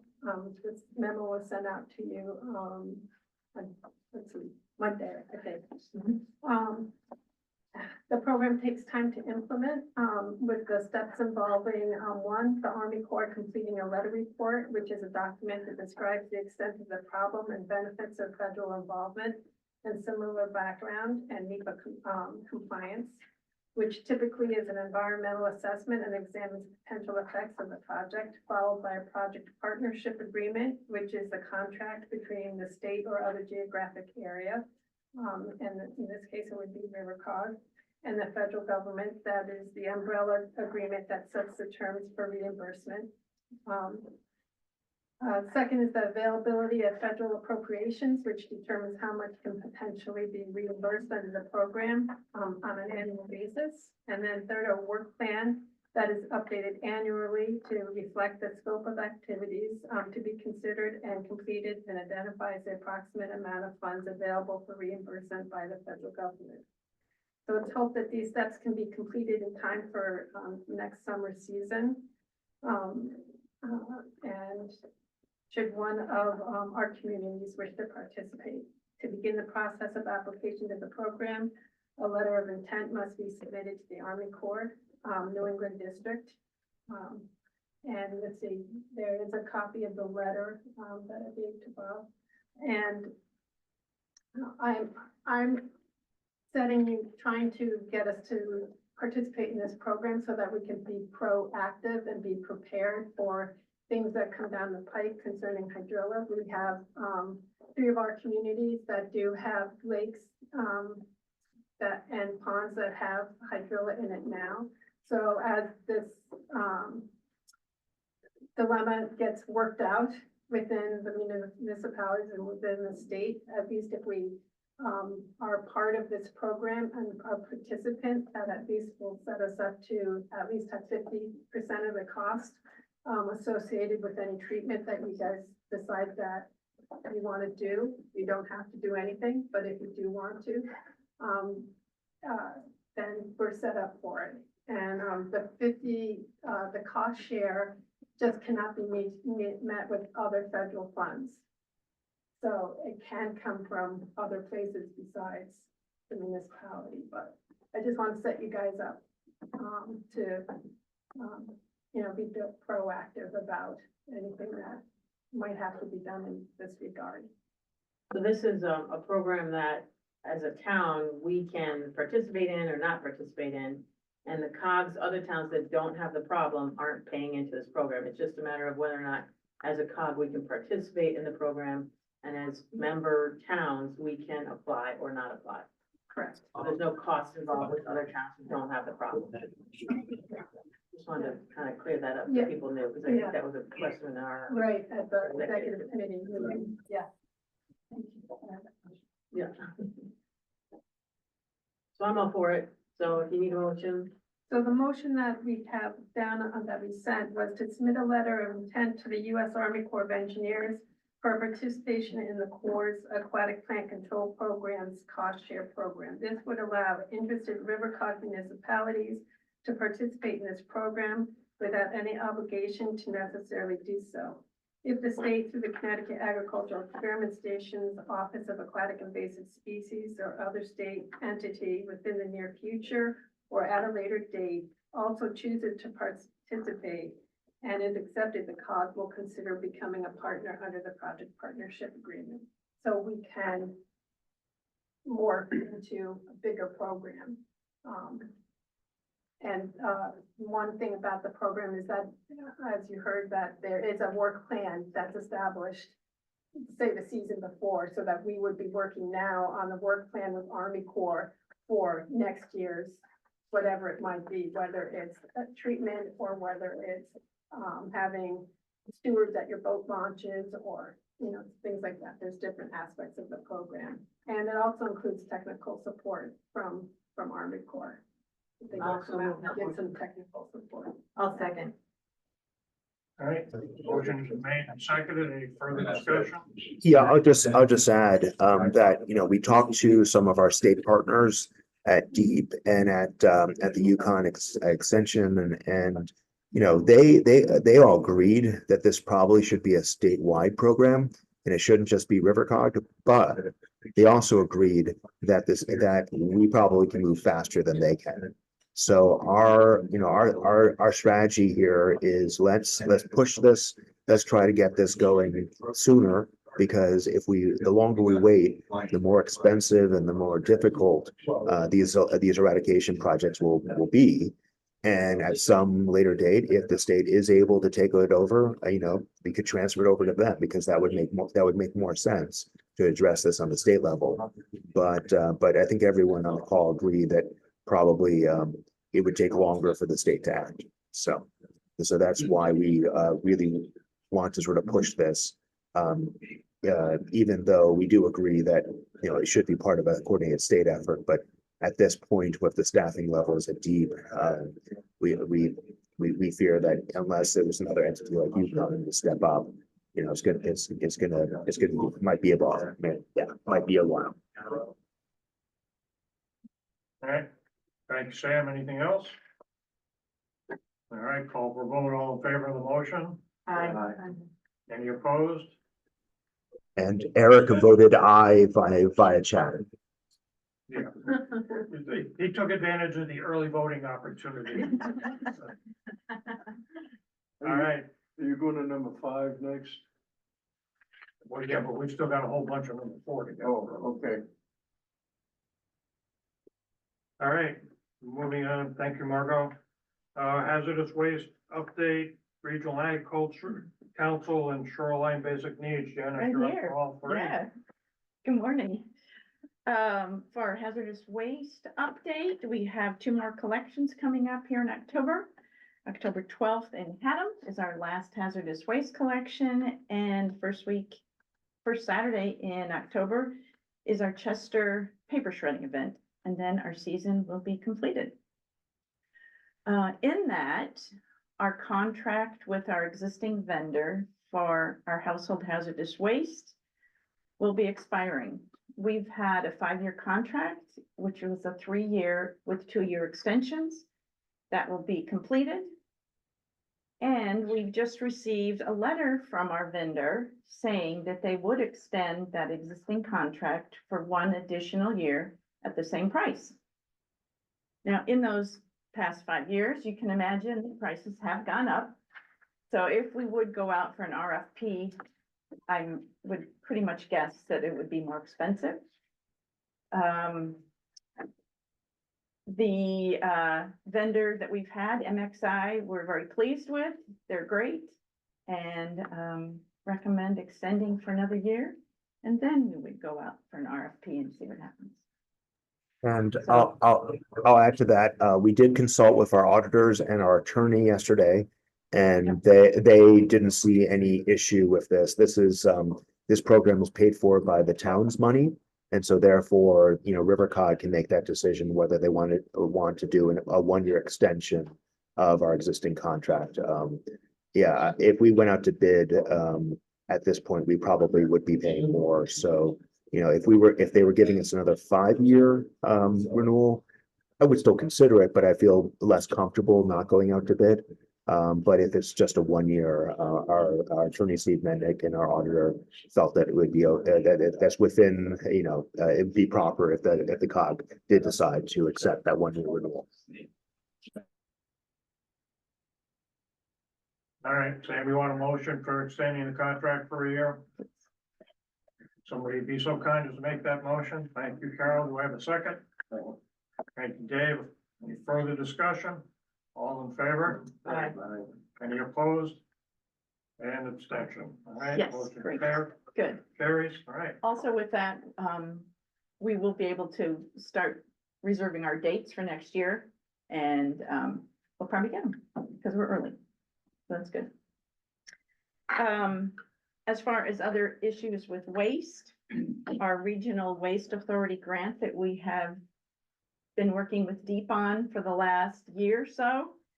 We're still working on the scope of work, and we're starting to work on an RFP to look at a contractor. The process is going through. We've talked with our attorney and getting the paperwork done for that.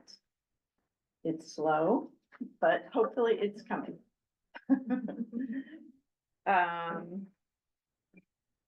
The only other thing is the propane grant, the federal grant that Marcos and I applied for. We've heard nothing in response to that grant.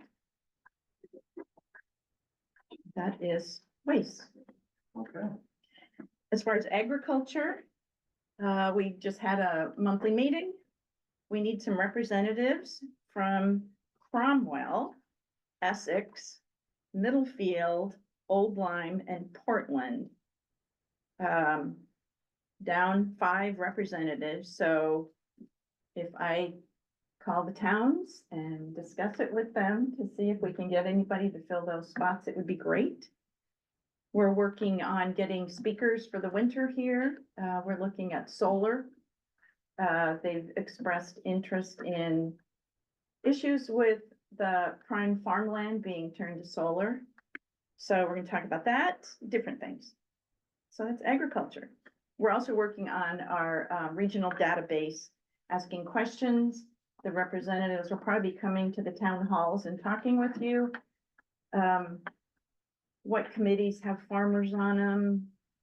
POCD questions, things on how each municipality supports agriculture.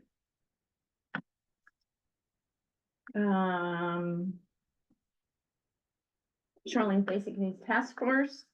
I did send out these United Way flyers earlier, probably about a week ago they came out. And it was really startling to me how high the percentage is that it's all about the ALICE acronym, Asset Limited Income Constrained Employed, which you probably already know.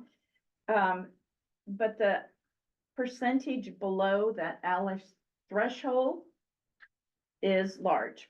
The lowest we have is, let's see, Haddam, I believe, with 18%. And they increase to Middletown, which has 45% below the ALICE threshold. Westbrook has 42% below. Those are big numbers. I guess I ask that in your budgets, you support your social service people. And in any request from Shoreline Basic Needs Task Force, like we bought the new bus with your support. Thank you much. Feeding, let's see here, I have some numbers. Let's see. I don't have that right on me, sorry. Oh, here we go. From June 23 to June 24, the Shoreline Soup Kitchen got money and pounds of food from Connecticut Food Share, 1,321,000 pounds of food. A lot. Those numbers have gone down since COVID, but they're above pre-COVID numbers. So whatever you can do to help in that aspect, that would be great. That's my report. All right. Thank you, Janice. All right, Margot, I think we're back to you. Yeah, update for the Lower Connecticut River Land Trust. First of all, we did have a wonderful annual meeting in August with Hank Bruner, the herpetologist, speaking about the stewardship of vernal pools and their importance across the landscape. So that was very well received. And then at the September meeting, we had our first workshop meeting for the update to the regional conservation plan. We have a great committee working on that. We have representatives from Gateway, Connecticut Deep Forestry, East Haddam Land Trust, Natural Resource Conservation Service, the Town of Chester, Middlesex Land Trust, Haddam Land Trust, National Park Service, Fish and Wildlife Service, Deep River Land Trust, the City of Middletown, Deep Fisheries. And yeah, that's it. That was it there. And we also have Yukon Extension Forestry coming with Tom Worthley, for those that know him. So we have a great committee to work on. We have 3 other workshops for this update in November, January, and either February or March. So that's well underway, and really excited about that. I don't know, I guess I didn't mention that that's with the National Park Service grant that we got for technical assistance for facilitation. So that's the update there. All right. And then aquatic invasive. Aquatic invasive. Okay.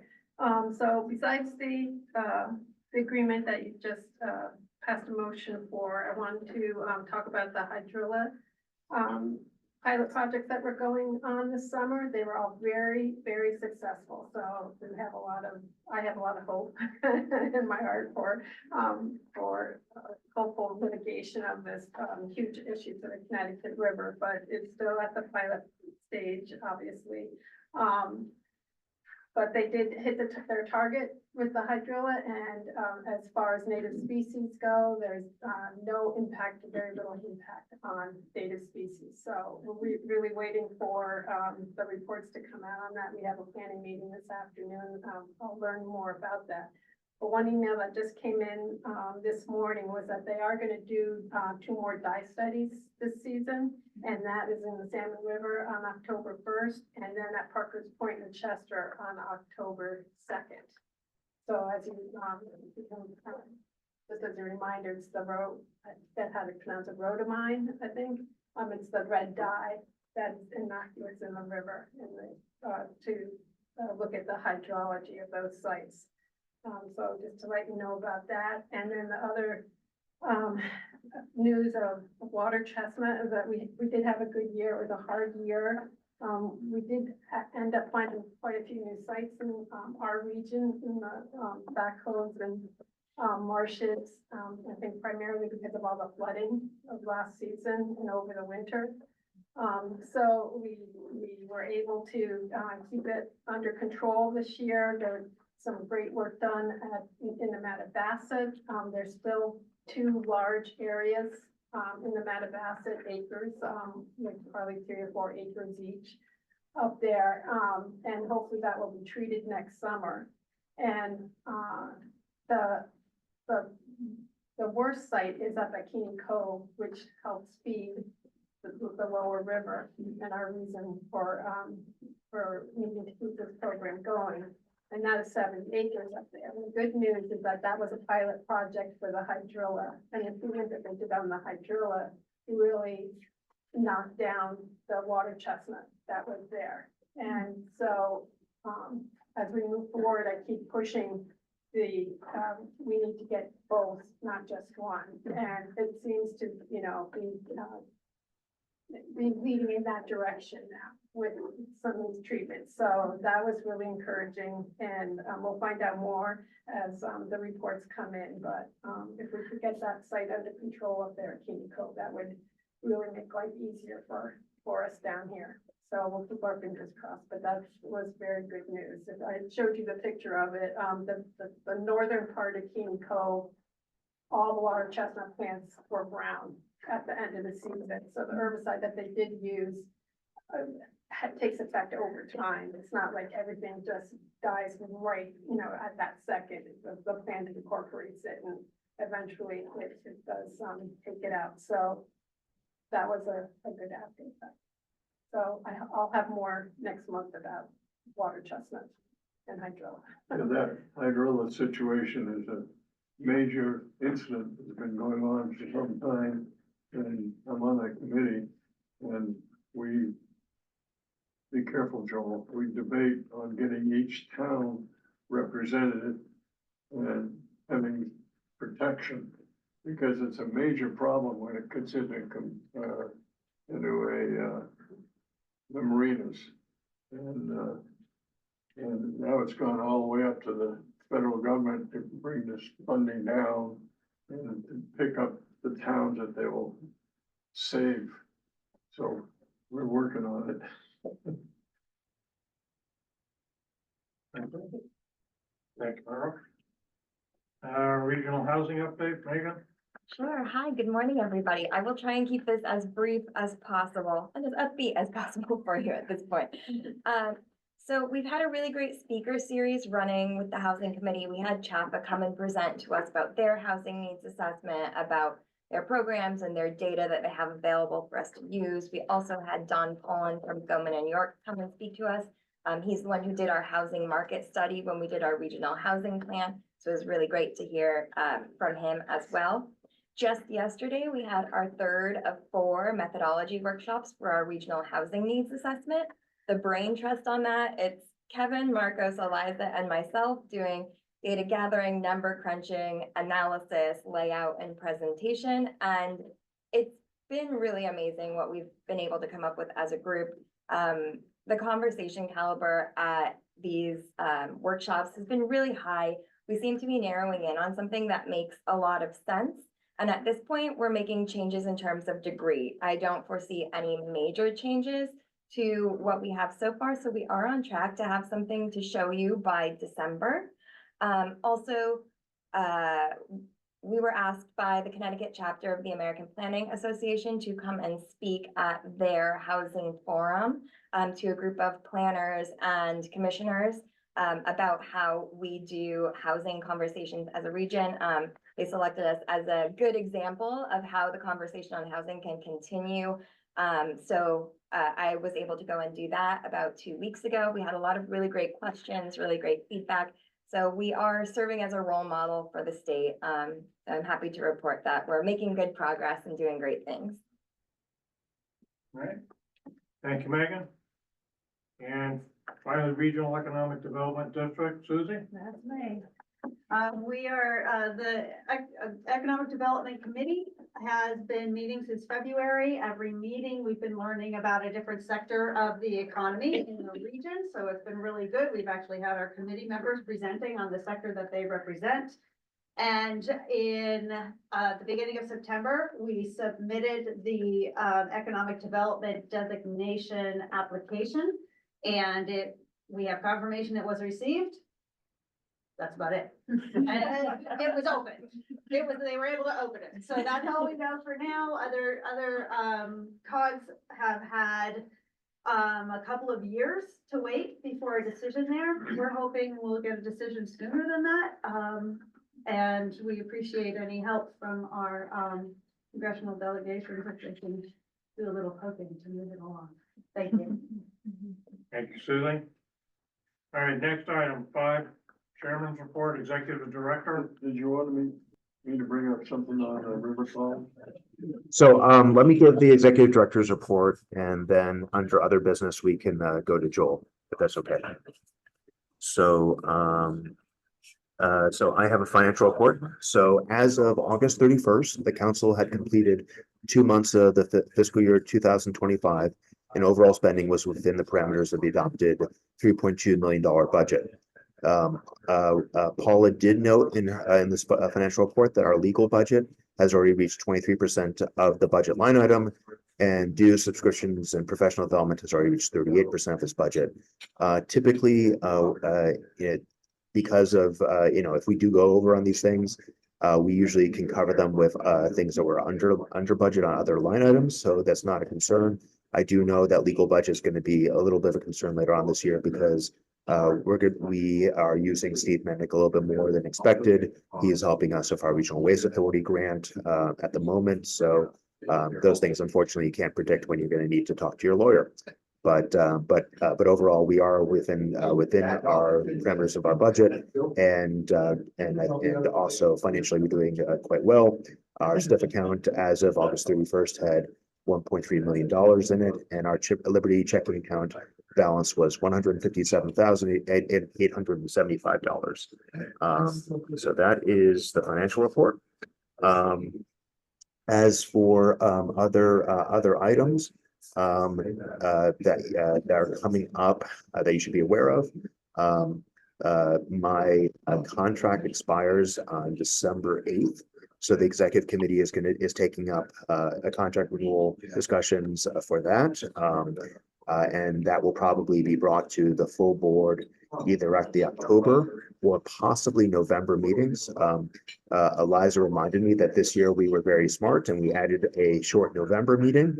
And that would free up business so we can have a more unimpeded agenda for December meeting for both for the holidays, but also for meeting with our legislators. So our December legislative meeting will be a little freed up. So that's one thing that'll be coming up. Trying to think of any other things to discuss. Just a report here from Salt Lake City and the MPO conference. There's a lot of focus on housing and federal government housing policy and its intersection with transportation, and how when you are thinking about housing and affordable housing, particularly, you do need to think about transportation and vice versa. There was a number of the sessions I attended yesterday discussed, if you build affordable housing where there's no transit and people have to now buy a car, it could be a comparable to another red pavement. So really having that discussion. And furthermore, I had some interesting discussions with HUD about the pro housing program, which we applied for and unfortunately did not receive a grant in that program, but I'm hopeful that maybe in the future rounds, we might have a better chance. So that's it for my report. And just I'll just say that Tony he sends his regrets for not being able to be here today. He's been dealing with some health issues, but he's doing fine. He's actually doing much better. But he had a doctor's appointment that coincided with the meeting that he couldn't reschedule. So he sends his regrets for not being able to make it today. And that's it for my report. All right, thanks, Sam. Moving on, other business, Joel? Yeah, I'd like to bring up for those of you that are local municipalities, the RiverCOG manages the CERT, Citizens Emergency Response Team. And I manage 15 of them. And primarily it's animal rescues. And we're involved in it almost every month. In fact, I have to do a report and I send it to RiverCOG at the end of the month and it gets published. But for those of you who are interested and have needs, then the communication goes to DART, Durham Animal Response Team. And the woman in charge of that is Sue White. And they're involved in arranging things. And one of the things, in fact, Sue just communicated with me that they've invented a device that goes to into swamps or homelands or Adams properties that attaches to helicopters. Because oftentimes we go out and they send out people and DART sends out people going to rescue animals. And there are occasions where they're really remote and they have to go by helicopter, and they now make those arrangements. So that's an important thing for them. But DART is a town to communicate with to get animal rescues. And I brought this up a couple of months ago. They had one situation where they had a herd of horses escape from a farm and go into a community. And they had to bring in all kinds of police and law enforcement and everything to save them. And within 3 months of that, they had a flock of sheep escape from pasture and went into a neighborhood and streets and woods and everything. And they made arrangements for bringing in a lot of people and police and all that to rescue them. So that's one thing about it. The other thing that's important is that, again, I deal with these 15 different CERT teams, is there's a letter coming in, or program coming into me right now from Hamden, and they've got some training scheduled for the city of Hamden for rescuing. And when they send it to me, then I approve it and I send it up to DEP. And what it is they get funded, the trainers who come in, and they get funded for the equipment, which is a great benefit. So that's something that you all need to know, or would like to know about. That's it. Okay, thank you, Joel. Any other new business? Seeing none, I'll call for a motion to adjourn. So moved. Somebody's willing to second, good, I'm worried about that. All those in favor? Aye. All right, everyone, thank you for coming. You're gonna bring out lunch, we'll be back. Thank you, Bob. Thank you for covering for Chair. Yeah, we had an interesting situation where I think Carl Fortuna is playing golf in in Ireland, and where and David Cox is at a conference. So thank you, Bob.